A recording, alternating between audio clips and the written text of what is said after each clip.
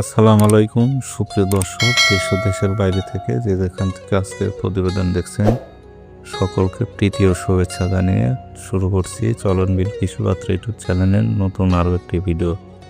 সুপ্রিয় দর্শক, আপনাদেরকে দেখানোর চেষ্টা করব কিভাবে আমি বিলে হাউস সেচে মাছ ধরি এবং এই হাউস সেচে কী পরিমাণ মাছ পাওয়া যায়।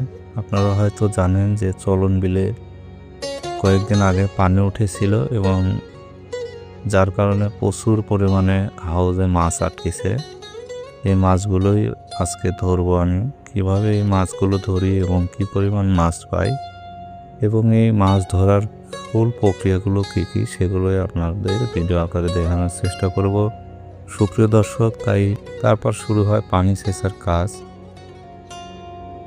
ডিশ কিংবা গাবলা কিংবা অন্যান্য আরও যে সরঞ্জাম আছে সেগুলো দিয়ে কিন্তু ধাপে ধাপে পর্যায়ক্রমে পানি সেচতে হয়। এই পানি সেচতে কিন্তু অনেক কষ্ট হয়, কারণ পানি সম্পূর্ণ হাত দিয়ে সেচা লাগে। তো বুঝতেই পারতেছেন এটা কিন্তু অনেক সময় সাপেক্ষ একটি ব্যাপার।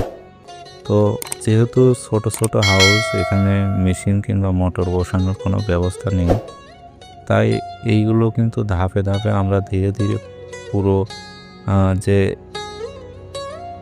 হাউসগুলো আছে সেই হাউসগুলো কিন্তু হাত দিয়েই পানিগুলো সেচে ফেলি।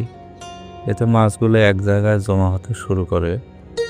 সুপ্রিয় দর্শক, আপনারা হয়তো জানেন ছোট যে দেশি জালগুলো আছে, ছোট মাছ যেগুলো আছে সেগুলো যাতে বের হয়ে না যায় সেই জালটা কিন্তু এই পানি সেচার সামনে দিতে হয়।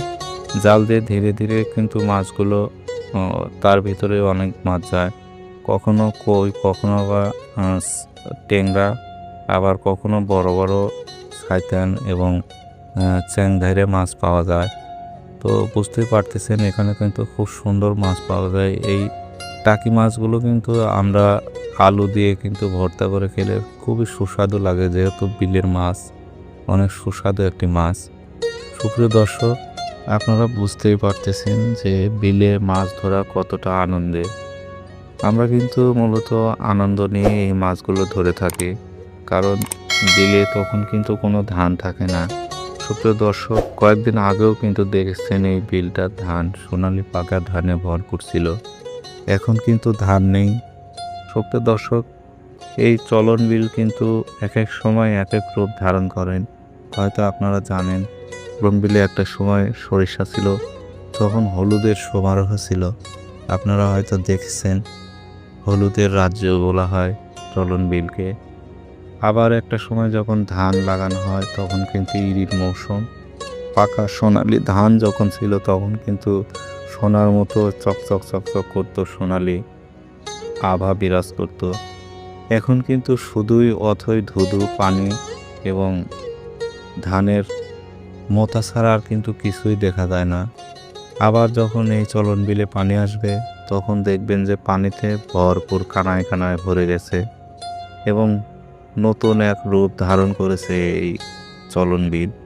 সুপ্রিয় দর্শক, এই আমি যেখানে মাছ ধরতেছি এখানেই একটা সময় আমার সমানে 5 ফিট থেকে 6-7 ফিট পানি হবে এবং এই পানিতেই কিন্তু যারা মূলত শামুক ধরে জীবিকা নির্বাহ করে তারা কিন্তু এইখানেই শামুক মারবে।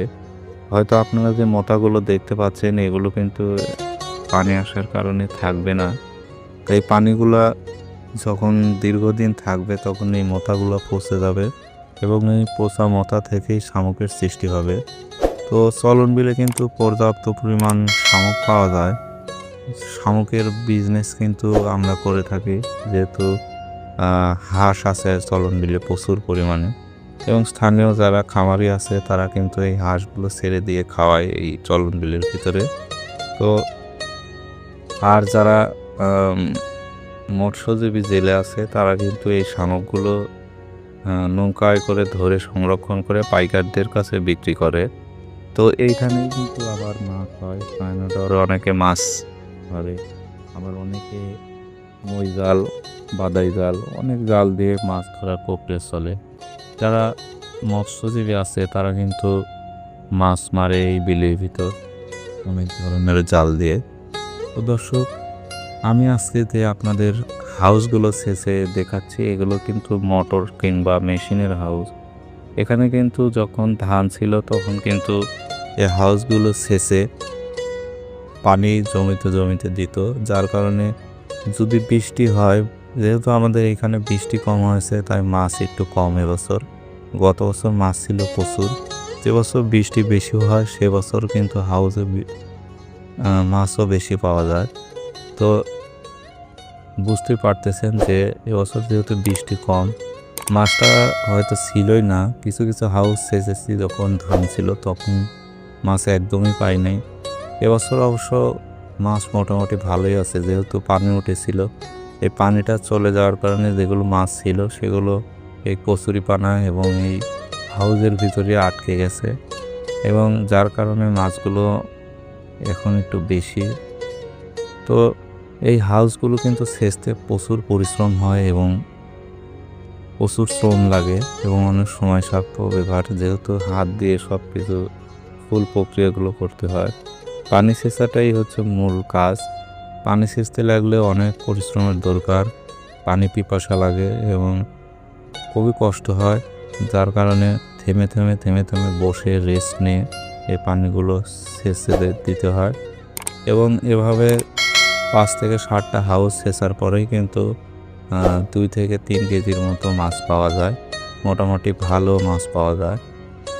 মাছগুলো কিন্তু অনেক বড় বড় হয়ে যায়, যেহেতু দীর্ঘদিন এই হাউসে থাকে ২-৩ মাস, যার কারণে মাছগুলো অনেক বড় হয়ে যায়। বাচ্চা মাছ খুব একটা ছোট মাছ পাওয়া যায় না, বড় মাছই এখানে বেশি পাওয়া যায়। বড় বড় সাইতেন, টাকি, ঘাইরা, মাঝে মধ্যে কই মাছ পাওয়া যায়। তো সুপ্রিয় দর্শক, এই কচুগুলো পানি ছেঁচার পরে এই কচুর ভিতরেই কচুর যে ফেসে আছে এগুলোর ভিতরেই যেয়ে থাকে মাছগুলো। আমরা যখন পানি ছেঁচা সম্পূর্ণ হয়ে যায় তখন এই কচুগুলো আস্তে আস্তে ধীরে ধীরে ফালিয়ে দেয় এবং মাছগুলো কিন্তু কচুর ইয়ের থেকে বের হয়ে আসে। তারপরে আমরা এই মাছগুলো একটা পাতিল কিংবা বালতি নিয়ে যাই, ওখানেই রাখি। রাখার পরে আমরা আস্তে আস্তে মাছ ধরি। মাছ ধরার পর ফুল যখন মাছ ধরা হয়ে যায় তখন আবার এই হাউসটা কেটে দিই যাতে পানিতে আবার ভরে যায়, এবং কচুরিপানাগুলো ওইখানে রেখে দিই যাতে কচুরিপানাগুলো ওইখানে থাকে। তো এভাবেই হাউস সেচার প্রক্রিয়াটা সম্পন্ন করি। এভাবেই মূলত আমরা হাউস সেচি এবং তারপরে মাছগুলো নিয়ে বাড়িতে চলে আসি, এবং এই মাছগুলোই দীর্ঘদিন খাওয়ার জন্য পাতিল কিংবা বালতি কিংবা চারিতে পানি দিয়ে জিয়ে রাখি যাতে দীর্ঘদিন খাওয়া যায়। তো সুপ্রিয় দর্শক, এই ছিল চলন বিলের হাউস সেচে মাছ ধরার ফুল প্রক্রিয়া। অবশ্যই যদি ভিডিওটি ভালো লাগে চ্যানেলটি সাবস্ক্রাইব করবেন, শেয়ার করবেন, লাইক করবেন, কমেন্ট করবেন। সুপ্রিয় দর্শক, ভালো থাকুন, সুস্থ থাকুন এই কামনা করি। আল্লাহ হাফেজ।